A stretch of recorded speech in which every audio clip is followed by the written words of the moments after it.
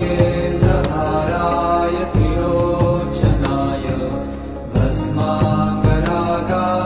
महेश्वराय नित्याय शुद्धाय दिगम्बराय तस्मै नकाराय नमः शिवाय।